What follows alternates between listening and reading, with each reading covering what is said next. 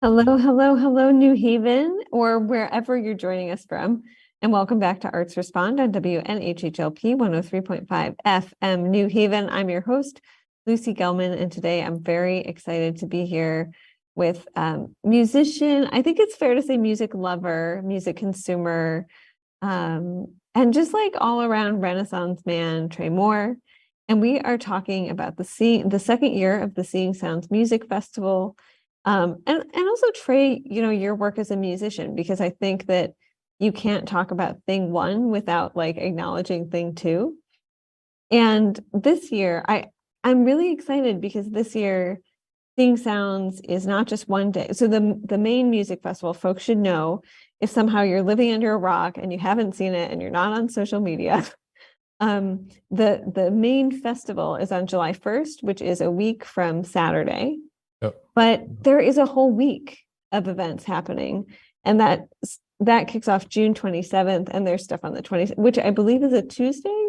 Yeah, it's Tuesday, June There's stuff 27th. on the 27th, on the 28th, on the 30th. So maybe you, for whatever reason, can't make it on the first, although you should absolutely make it on the first.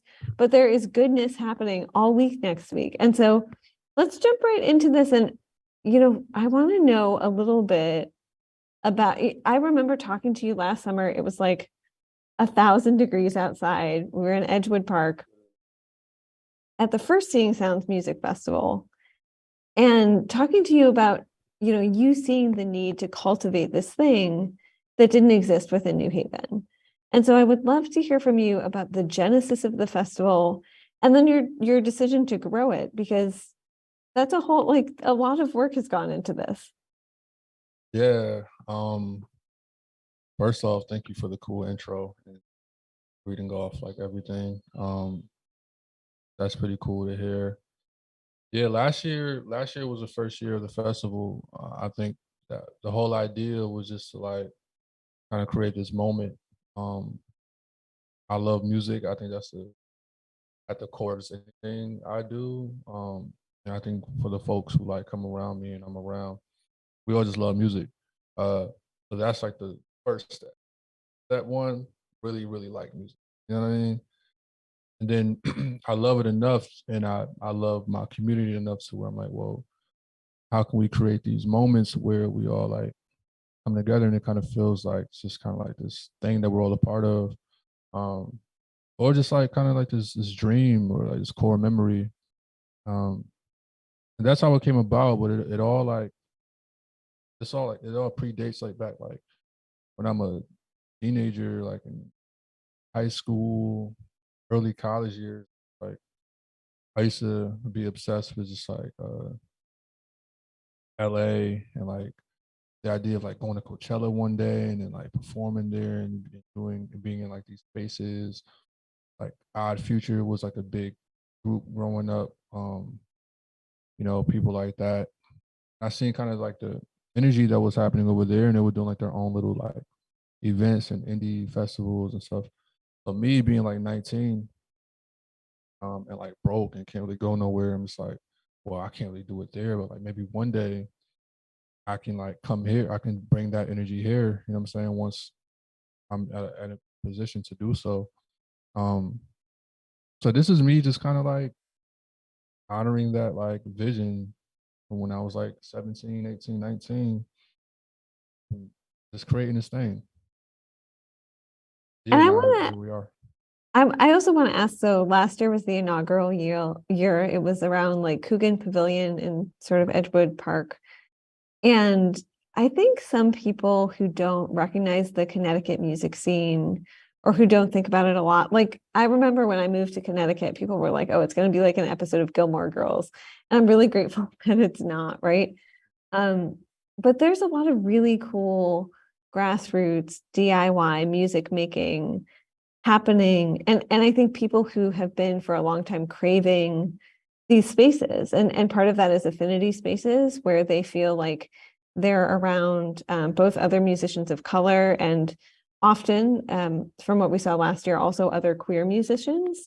But there's a lot, like I feel like last year's celebration also, or festival, also honored like skate culture and I don't know, like these, I don't want to say entrepreneurs, but like vintage pop-up shops and skateboard shops. And like there were some cool people selling like Canna goodies and like all of these cool DIY things.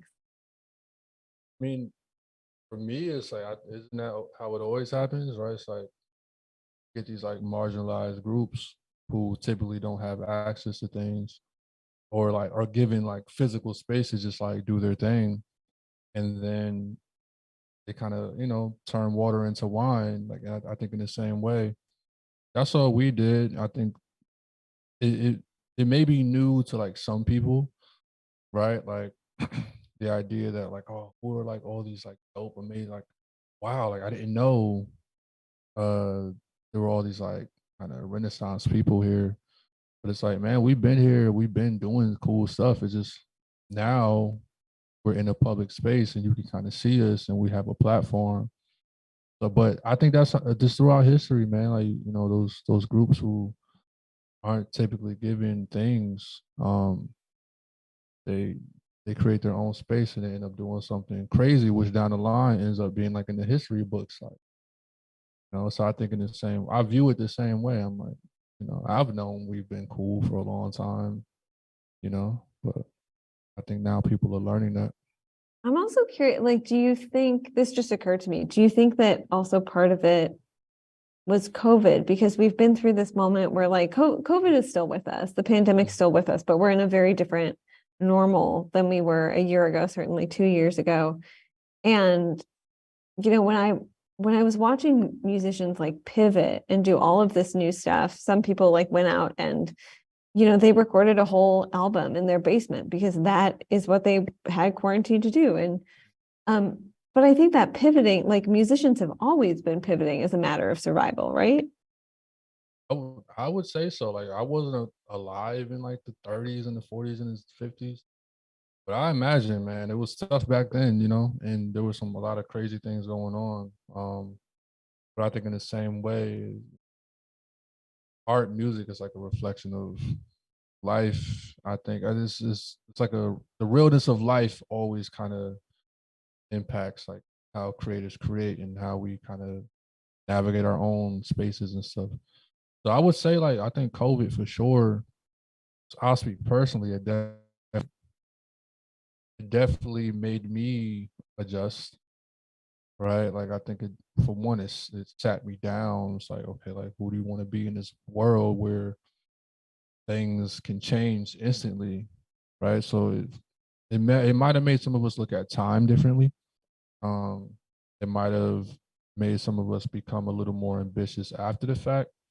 Like I think nobody really knew what to do while we were cooped up in the crib. We were just trying things.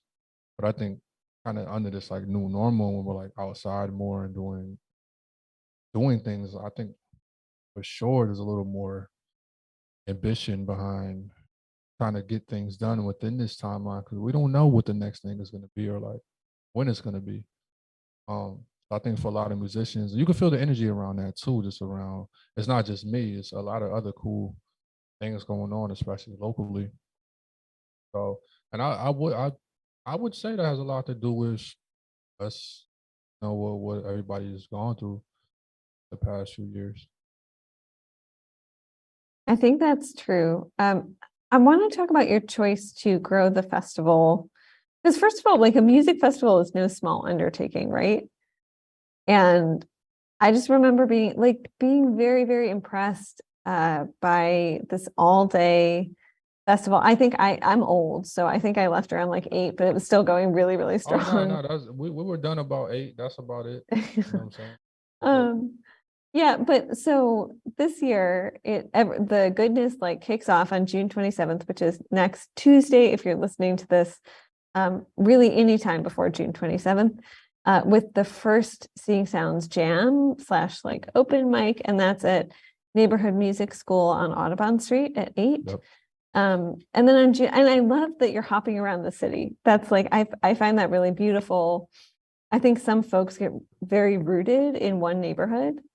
So on June 28th, you're doing director's cut at Lyric Hall, which is a really cool, like funky space, sort of right across from Edgewood Park. as you're getting into Westville on Whaley Avenue.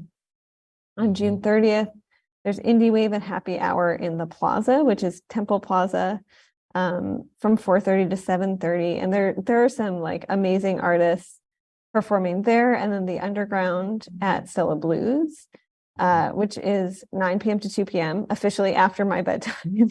9 p.m. to 2 a.m. 2 a.m. I'm so sorry. Yeah. You're good. Yeah. It is not an almost all day thing. And then July 1st is the festival starting at noon in Edgewood Skate Park. So hopefully after that 2 a.m. bedtime, or like, I mean, realistically 3 a.m. if you're driving home at 2 a.m. Right. Hopefully you can get a little shut eye before the festival. After you get the snacks, like you go to Insomnia, get you some cookies or Right. something. You know what I mean? Yeah, Yeah. no, that's true. I know, I feel like there are those couple spots downtown. New Haven, when I moved here, I was like, why does everything close at like 7 p.m.? And even downtown, a lot of stuff closes. And so finding those gems that are open past like 9 p.m. is great. Yeah, Insomnia, Mamoon's, a couple other spots. So tell me about this decision to grow it out. And also we'll talk a little bit about how collaborative this is, because nothing, as we know, happens in a silo. Yep. Man, that's a good question. I think year one, it starts with a thought to thing one day, and I'm like elated afterward. One, my experience as an organizer was, oh, that was pretty smooth, and it wasn't my first time curating at all, but at that scale independently, I'm like, that was the biggest thing I've ever um and at the time I didn't have like a strong backing or that, like we had a couple sponsors really pulled through last minute. Um but yeah, when I completed it, I was like, man, there were no issues, like just on the organizing side, like even like the workload, it was hard work, but it wasn't like stressful or like it didn't feel overwhelming. I think in the same way, like people who attended and the artists who were a part, they left with a similar feeling, I feel like. And I think that carried over. Like obviously year one, folks, if you don't already kind of know me and know my vibe, if you're like new, you're not sure what it's going to be, and maybe you're reluctant to come, or so I think a lot of people discovered it after the fact, like, oh shoot, like this cool thing really did happen. How do I be involved in this? So there was a lot of that happened afterwards, where immediately after I'm getting like messages about just like, how do I get on next year? How do I be a part? How can I help?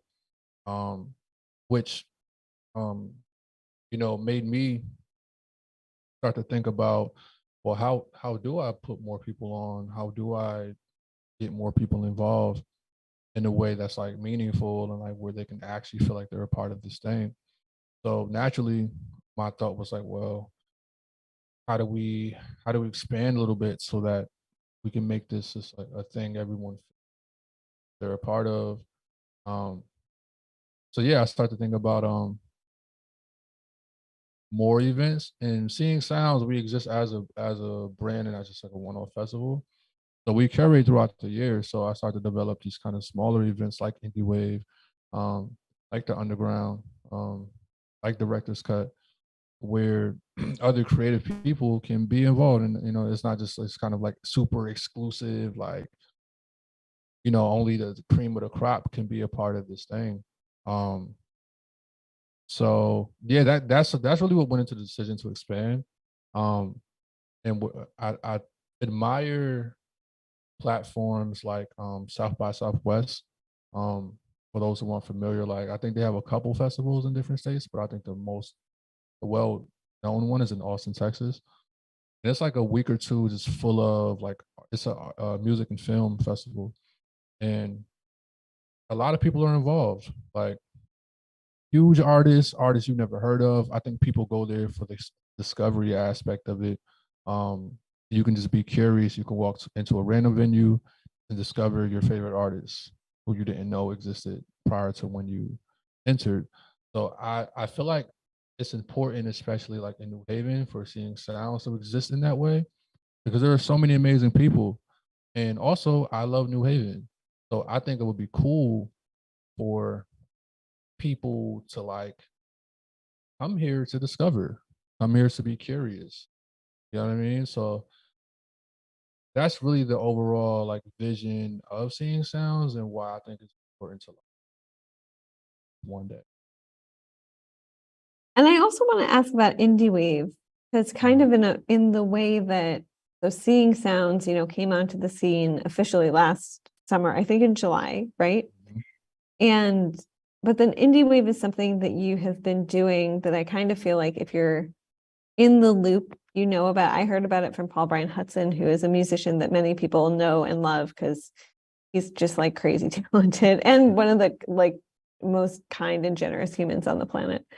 Um, but I mean, you've been doing that. You've been making your own music. Brian Slattery over at the New Haven Independent recently wrote about your album, Psychedelic Love Song. So, like, I guess, how are these other um, DIY things and also just like making music, how is that feeding you as you also are feeding into the community?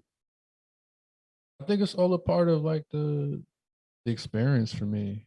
Like again, like when I was growing up, wanting to be a musician like full time and like looking at like my artists and stuff. A lot of that it didn't just have to do with like the music they were making or like the I don't know. I guess just that whole part of it, like rolling out projects and stuff. That's definitely like the big part of it because I'm a musician. I love making music and creating music. But it was like the overall experience of like living as a creative person and what that looks and feels like, you know? Like I was more I really like love the idea of like not having to work a regular job, or like just having time to spend with my friends and to go to like festivals and ride our bikes and like stuff like that. That was really the thing for me. Because I think at the end of the day, like I can make music pretty easily and pick it up, put it down. But then what's my experience like in life, like day to day? And I think that's what it means to like kind of be happy as a creative person. I can go work 40 hours a week, come make an album. That still doesn't feel great for me. So for me, like the lifestyle experience feeds into the creative experience. Because then if I'm enjoying my life and I'm creating these moments with people, I go home like, oh man, like this feels good. I want to create something, you know. And then that feeds back into the thing because now I get to perform at my festival, and it's like it's a whole thing, like just the way we live day to day, more than just like or another when it comes to being an artist. And do you feel like you've gotten a lot of support? Like one thing I really appreciate about a lot of the musical circles, because it's not one united circle, I think, in New Haven, is often feels more collaborative than competitive. And I really appreciate that. Do you feel like you're getting, the support from folks you need? Like one thing I noticed about Seeing Sounds is this year, because it's more visible, you've gotten more support from like the Department of Arts, Culture, and Tourism, from like WVRA, which is the Westville Village Renaissance Alliance, from the Community Foundation, like from these somewhat entrenched institutions that I think are like taking note, right? Which is great. But do you also feel like you're getting support, from the musicians around you? Um, I feel like as an artist, you're lucky in that your family is very musical. And sometimes I've heard from artists that their parents are like, no way can you be an artist because you got to make a living. And you can make a living as an artist. It's just harder.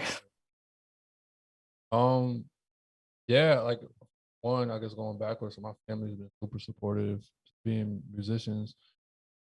The idea of like doing music full time or like chasing a dream wasn't crazy, you know. And I went to college, I played sports. I dropped out of school to, once I decided like, okay, like, I kind of want to put my time into creative thing that everyone knows that's what I'm meant to do. Although I was talented in like other spaces, well, this doesn't feel like I could use some time anymore. I'm gonna like dive into this. my families, they've always been more than supportive. My community has been more than supportive. When I think about other musicians and other singers and other creative people, um, that's the only way I've ever been able to do anything. Um, people are just like willing to support, and when they want to be in places where they feel supported too. Like in the same way, they know if if I'm involved in something, it's not gonna go to waste. Like I'm gonna be there for them in the same way if they make that call. So I've never felt a lack of support, even when I was just putting out music in my early days. Like never felt like people. I've never had to beg people to share my music. I've never had to like ask anyone to like, please come to an event, please come, please come. I think folks just like show up, and I feel just like this gratitude in that area. Um, Support from like other organizations and stuff. That's a more newer thing that's happening.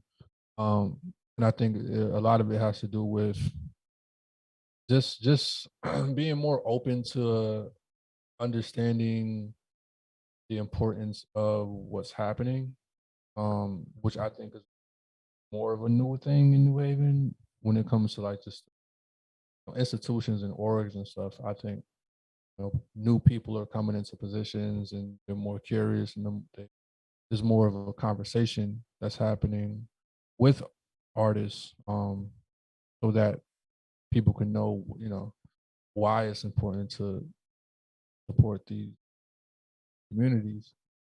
So like this year, yeah, we definitely have more support, more funding, um, so that we can just do what needs to be done. But it was important. In the first year, we just had to build the thing first, and that was always my mindset: is build this thing, and they'll catch up. Like they'll see it when it's time for them to see it. Um, but I'm super grateful for like folks like Adrian from Arts and Tourism, who like is always a person I can like reach out to and is super helpful, and they've been super supportive.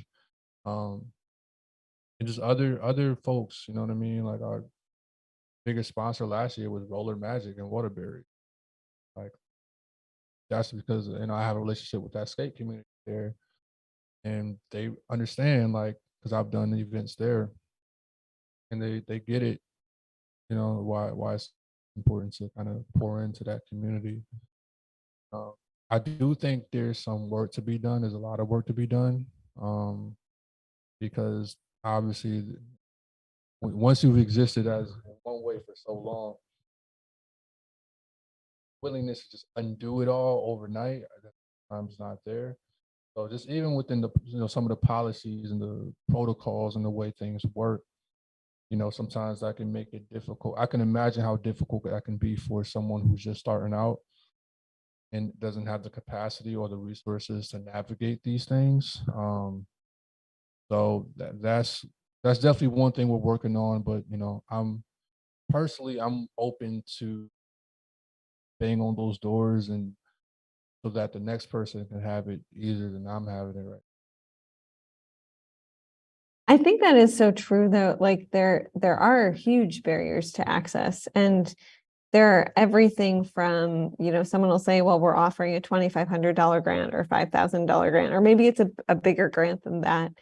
But they'll be like, you just have to do these 40 pages of paperwork, followed by 40 pages of like meticulous reporting on the event. Yeah. And it's like, can I just give you a couple photos and like Yeah, an literally. audio recording of why you should support this thing? And I hear that from artists all the time who feel so emotionally and mentally drained that if it's not over a certain amount, they're just not going to apply for it because they feel like, what if I put all of this work and invest so much labor that isn't compensated into this grant, and then I'm Mhm. not, I don't get it. So true. That's in fact, yeah, that's kind of one of the things we deal with now. Even when you start to get the grants, you realize, oh, I might not even get this money in time for the festival, and you have to start to like formulate ways. But the interesting part of it, though, and the reason why there's so many question marks behind it, because I've experienced folks who make it simple, And I also experienced folks who were like, yo, we're gonna need 2 months to process this money for you. And I'm like, man, I wonder why it's different for these people and why it's so hard for y'all. And that really um connects to one of the ways Thin Sounds wants to make an impact locally. So the idea, while we exist as like a creative, event based resource for artists, we want to really change the way um or change what it looks like to exist as a resourceful arts organization in New Haven and just across this everywhere. So example, like what does it look like for to be an org or to be a group that has resources and is just willing to just give them?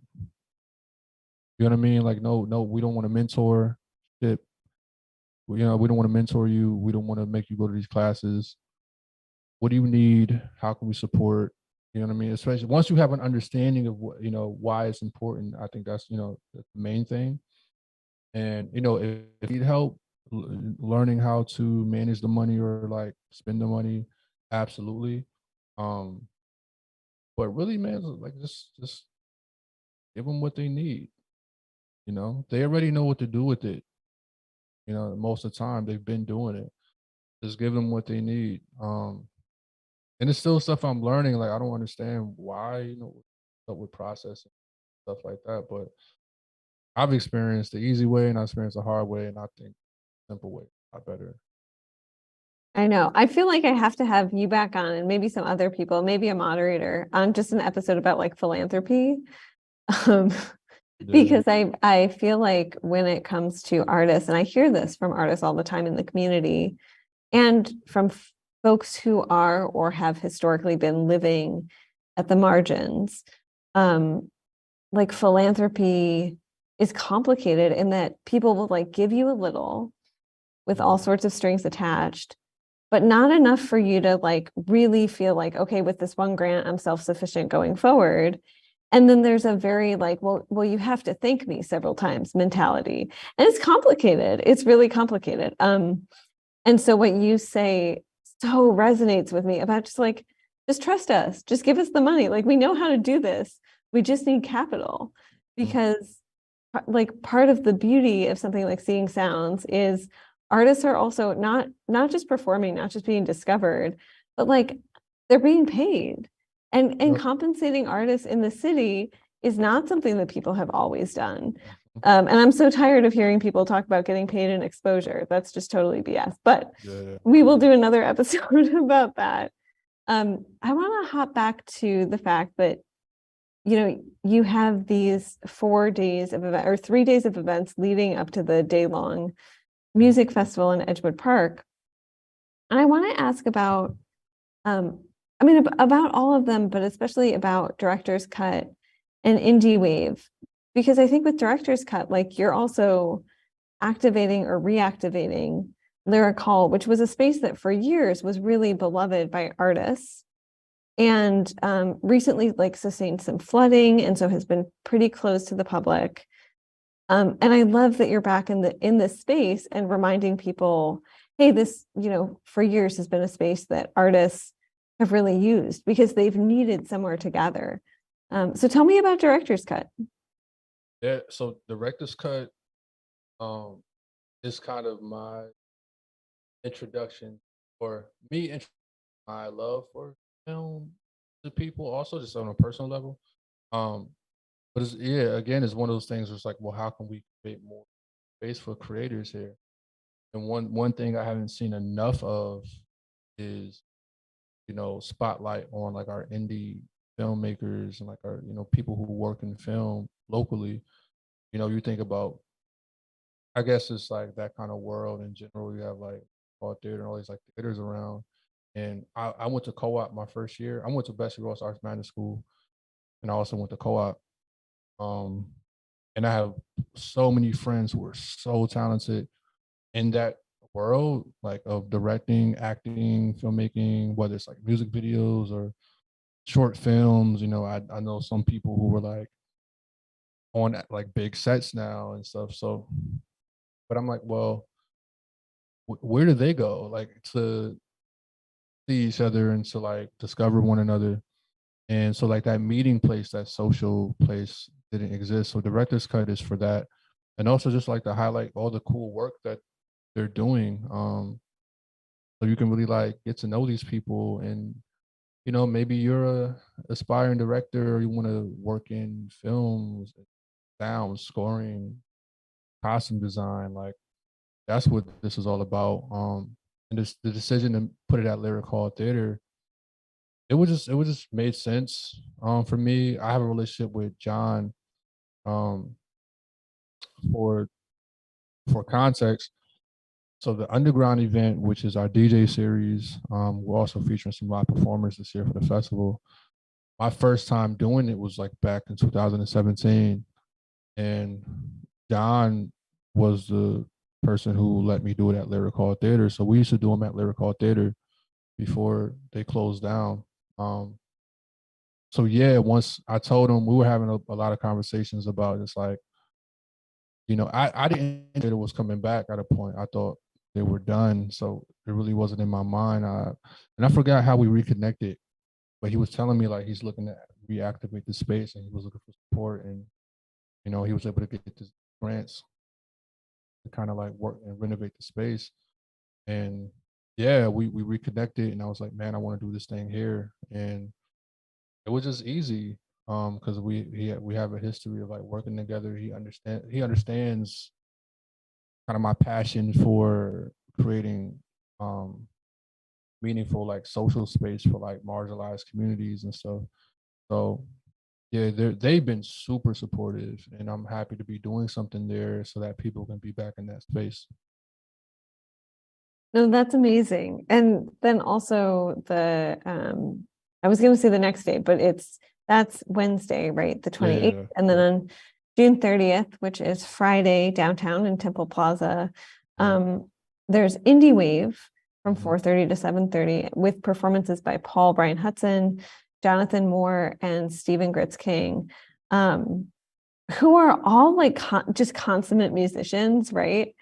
Um, so tell me about that. And then also Indie Wave is something that you have been experimenting with. Yeah. Yeah, so yeah, we're in Temple Plaza.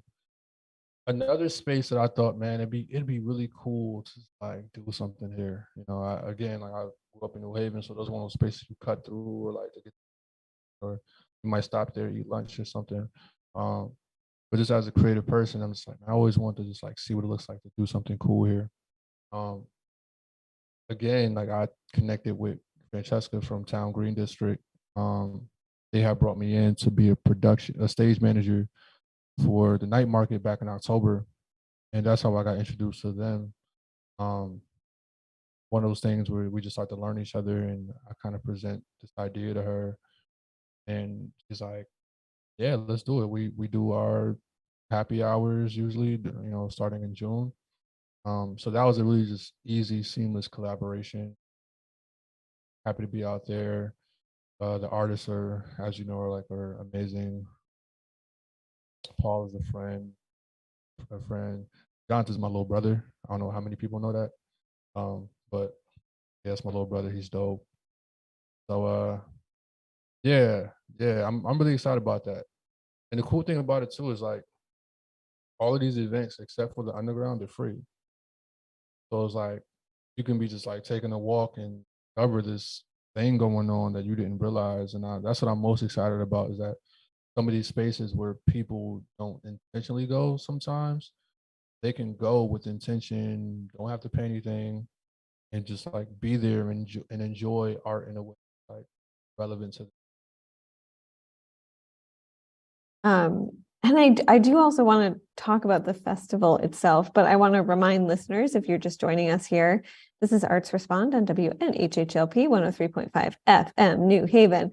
I'm your host, Lucy Gellman, and today I am here with Trey Moore. He's a musician, music lover, music consumer, Renaissance man, also lifelong New Havener, which is just amazing. And I think like deep lover of New Haven and like community and what it means to cultivate artistic community in the city. So I'm really grateful to have you on.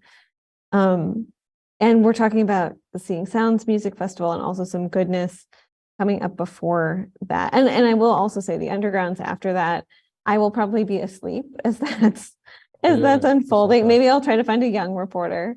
Right. And that's at Stella Blue. So again, you're jumping around both New Haven and downtown, and especially between Westville and downtown, which I feel like those are two spaces that don't always like communicate with each other.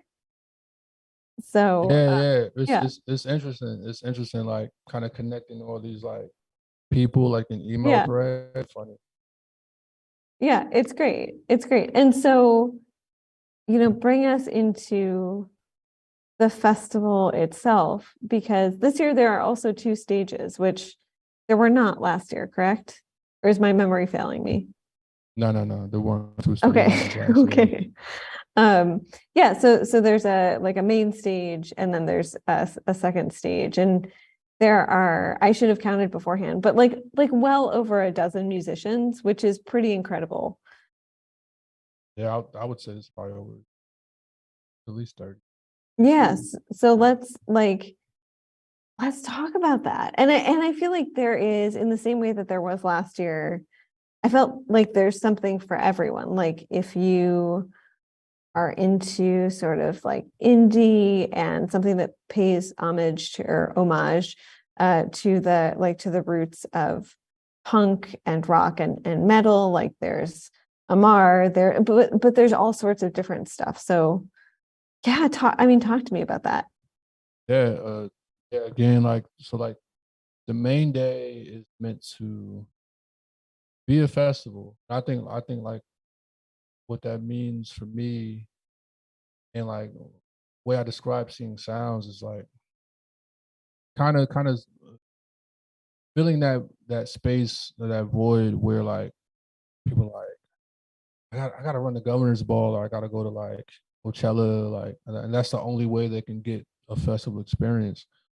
So my thought was okay, like Connecticut, New Haven specifically, we're positioned so beautifully where we have these amazing artists who are here and these amazing artists who are like around here. And man, what would it look like to just like get together for a day and people can discover what's here? Not in like a I don't know, just like irritable way. You know what I'm saying? It's like, oh please support local artists. It's like yeah, support your local artists, but like these are like amazing people. Like these are dope artists who they're out doing their thing and they're amazing on their own and they don't need like the tag of like local artists to like kind of coerce people to like come see them. So I'm like, yeah, like let's really do a festival. Let's do it for real. And this year with the addition of two stages, or with this extra stage, this is just me or us just trying to grow into what I think we want to be. And it's new, it's a bit ambitious. I don't think, it's a new thing. I think it's gonna be cool. We're planning for it the best we can by like staggering the acts so that there won't be like too much overlap when it comes to like bands. And the second stage ends earlier too, so you won't have to worry about missing some of the bigger bands on the bigger stage. But I think it's all preparation for like what I think Seeing Sounds is the direction we're going in, which is like a major, you know, mainstream but like indie festival where there will be two stages, will be like these different moving parts. Um, but at the core of it, again, is to give more artist opportunities too. Give more artist opportunities and give communities more opportunities to experience artists. Like it's all just about the experience for me. And I think people take that with them. And That's just as important as like getting paid. Like you want to make sure they feel like they're doing something that they want to be a part of, you know, because you can get paid. You can go do like a corporate event or something and play that, and like, all right, cool. I just got $1,000, but played for 3 hours straight while they were drinking and talking during my set. You know, that doesn't feel good for an artist. I think what feels good is like playing in front of a crowd who's like there to listen to you, and you know, you feel like you're being heard, and you feel like you're playing in front of like a relevant audience that's like relevant to, you know, your music and who you want to play in front of. Yeah, I just said a lot, but I that's love kind of the it. energy behind. Yeah. Yeah, and do you always envision it, as it grows? Do you always envision it as being here, as being in New Haven? Because I feel like New Haven, we're informally the cultural capital of Connecticut. I would like to make that formal because I I feel like believe that even too. even other cities that are cool, like there are other cities that are cool in Connecticut. I just want to, Hartford, I want to shout that out. It's gotten like even in the last 5-10 years, much cooler in some ways. And like there's cool stuff everywhere, right? Like there's cool stuff in Waterbury, it gets a bad rap. But do you always see it being like here in New Haven? I'm just gonna own that cultural capital of Connecticut. And Nah, I don't you're know. right. I say it all the time. Say it all the time. I'm on record. All my friends, whether they're from here or not from here, I'm like, yo, New Haven, for arts and culture. And until you go to other places like that isn't like LA or New York or like Atlanta, like go to some other places and realize what's not there. Like you'll come back to New Haven and you're like, yo, like this is actually it's pretty special that we have what we have here. To answer your question as far as like keep here, I think absolutely. And these are some of the things I've been thinking about as of like last year, like immediately after the first one ended. I'm like, okay, like what are the next 2 to 3 years gonna look like? You know, as we grow and expand. I would definitely have more clarity around that after next week. Um, but the idea is for it to grow. And I would love for it to grow here. You know, I think naturally as you grow, you're gonna have to rethink a lot of the way things were done, you know, year prior. There's always something new to learn, it's an adjustment to make. Um, you know, one of the ways we've grown this year is we're using more of the park now. Where we just kind of used the concrete before, we're using the grass area and we're also using Coogan Pavilion. And with those things come new policies and new responsibilities and stuff that we have to, you know, take care of. And thank God for the resources and support where we're able to like do these things. But like as we're growing, I'm like constantly thinking about, okay, what's gonna happen next year? Because we're gonna grow. We're gonna grow. Next year's gonna be bigger. But what about the year after that? Where okay, we might need a bigger stage now. Okay, now we might want to bring in a couple. We might want to feature a couple bigger artists to kind of bring more attention to our local artists, so that they, you know, they kind of share a space. Logistically, what does that look like? And I think that's when we're gonna start to have. We're gonna need to have like a new conversation with the city of New Haven, specifically about how to do this. You know what I mean? Because I think up until now, it's just been arts and ideas when we're talking big festivals, right? And I think they're kind of gridlocked into like their thing. Every year, this is the budget. This is what we do. You know, we've done this before. This has never been done before. So I think I'm even this year I'm encountering some new things where, you know, the response has been pretty cool lately, but in the beginning, I don't think they you know, I don't think they were sure about like how I was really coming with this thing. But it's like nah, like we're really growing at a rapid pace, and we have to figure out ways to support this and to breathe life into this so that this can exist. I think, you know, in 2 years the question becomes, okay, does Edgewood Skate Park have the infrastructure to support how big this will become? And we'll have those conversations when we get there, but I would love to keep it in New Haven because I love New Haven and we have some cool spaces. I will say, like, we have a lot of green spaces, and Yeah. Edgewood Park is such a special, it's just a really special place. Also, like you were talking about Coachella earlier, and to me, like, yes, an incredible artist, right?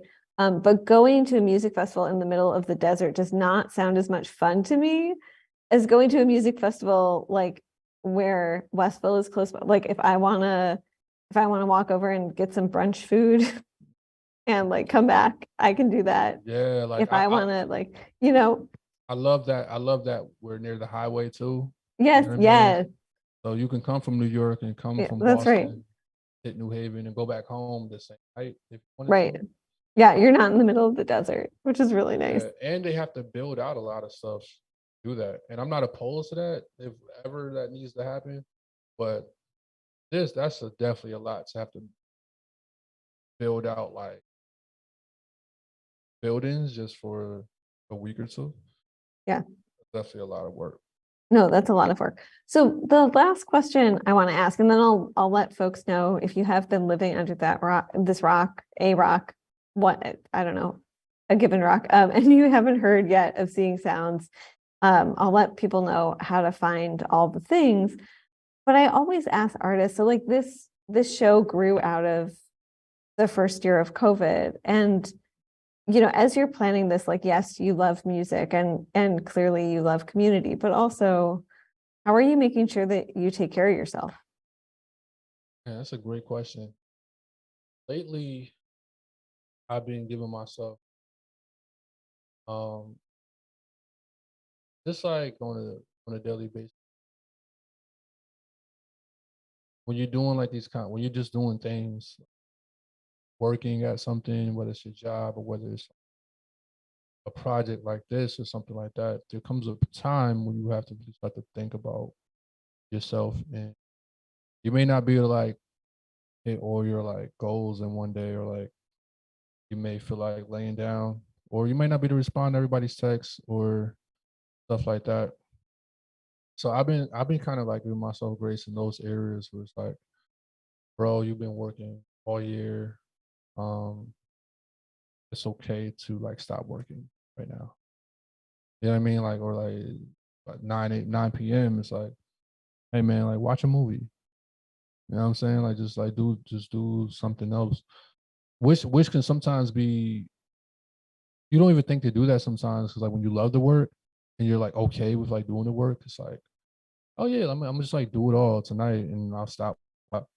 But lately I've been like learning to be like really intentional about like stopping and resting, picking it up in the morning when I'm refreshed, um, especially in this last week, because I'm just like, man, it ain't. But I've really been doing my best. You know what I'm saying? So if something falls short, it isn't because I didn't try. It is because I didn't literally try my best. I've been trying my best. I've been trying to do what I can do. So, and if you're exhausted, just go ahead and go to sleep, get some rest, and we'll start again tomorrow. So little things like that definitely help, and they impact your mental health. You know, those small moments where you just give yourself some grace, you can definitely like change just the way you feel throughout the course of the week. I really love that. Because like everything you were describing, yes, it sounds like joyful work, but it also sounds like work, like real It's work. still work. Yeah. And when people say, if you love what you do, it's not even a job. I just want to punch those people. Sorry, that's very violent. Not actually punch them. I am I not a feel you. violent person. Yeah. But I get so angry when people say that, because I'm like, you can love what you do and it's still a job, right? Mhm. Especially in the arts, people who I think are not in the arts, they still think that what we do is cute or extra. And it's none of those things. It's how most Yeah. people got through COVID, right? Can I add to So, that? yeah, please. So like for me, this goes into just the way like black artists, marginalized communities, man, this like when you come into a position where you're able to like do something or like do your idea, we're so used to like being overworked. You know what I mean? Like we're so used to like not having what we need that sometimes when you come into a position that, you know, when you're able to like, you can have like the bare minimum, do what you need. Like you don't even think to give you don't think you deserve these things.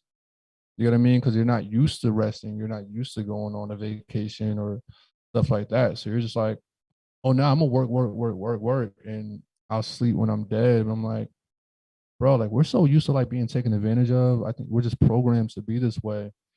And like I don't subscribe to like hustle culture where like you're just not allowed to rest or not allowed to like sleep because the idea is that if you sleep, you're not getting nothing done. But I'm like, from experience, like I've been seeing what it looks like to not rush through things, to not like put more on yourself or other people, or like you know, and that doesn't necessarily mean you're gonna like the outcome means like success or the outcome means, you know, you might still succeed, but man, there's definitely a less stressful way to go about doing creative work where you don't have to overwork yourself. And that's one of the things that Seeing Sounds grows too, where you know this year I'm able to hire a few more people now too. One of the things I stress too is like, yo man, like you don't gotta overwork. Like everything we're organized, like we got it. I don't feel like you gotta do more than what you need to do, you know, because like it'll get done regardless. But like, yeah, I realize that's one of the things I had to undo within myself, just like that kind of way of thinking, and is rooted in just not having things and being like taken advantage of. Yeah.